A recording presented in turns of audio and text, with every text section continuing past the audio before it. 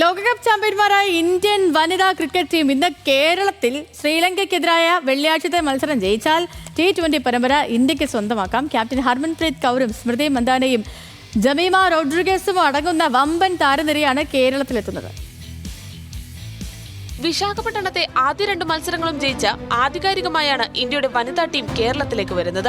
5 മത്സരങ്ങൾ അടങ്ങിയ പരമ്പരയിൽ അടുത്ത മത്സരം കൂടി ജയിച്ചാൽ കിരീട നേട്ടം. ഡിസംബർ 26, 28, 30 തീയതികളിലായി Karyavattom sports hub greenfield international സ്റ്റേഡിയത്തിൽ വെച്ചാകും മത്സരങ്ങൾ നടക്കുക. തിരുവനന്തപുരം ഹയാത്ത് റീജൻസിയിലാണ് താമസ സൗകര്യം. വ്യാഴാഴ്ച വൈകിട്ട് 6 മുതൽ 9 വരെ ഇന്ത്യൻ ടീം ഗ്രീൻഫീൽഡിൽ പരിശീലനത്തിനിറങ്ങും.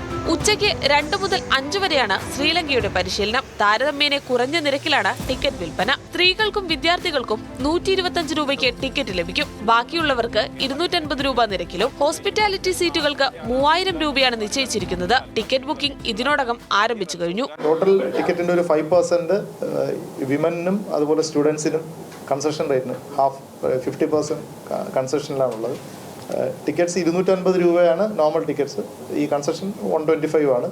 ഇതല്ലാണ്ട് ഒരു 25 ടിക്കറ്റ് ഹോസ്പിറ്റാലിറ്റി ടിക്കറ്റ്സ് ഒരു 3000 രൂപയുടെ വെച്ചിട്ടുണ്ട്. ഇതാണ് ടിക്കറ്റ് റേറ്റ്സ്. ഒരു മത്സരം കൂടി ജയിച്ചാൽ 2020 ലോകകപ്പിന് ശേഷമുള്ള ആദ്യ പരമ്പരയിൽ ഇന്ത്യയുടെ ലോക ജേതാക്കൾ കിരീടം ചൂടുന്നതിന് കേരളം സാക്ഷ്യം വഹിക്കും. വെള്ളിയാഴ്ച വൈകിട്ട് 7 മണിക്കാണ് തിരുവനന്തപുരത്തെ ആദ്യ മത്സരം. ന്യൂസ് മലയാളം, തിരുവനന്തപുരം.